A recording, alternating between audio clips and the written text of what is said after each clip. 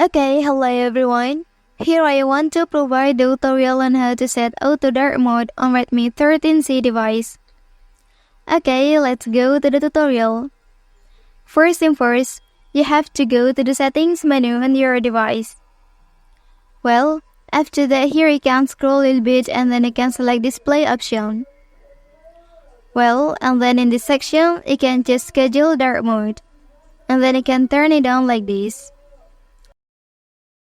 Okay, after that here you can custom the schedule time. Or you can set it on sunset to sunrise mode.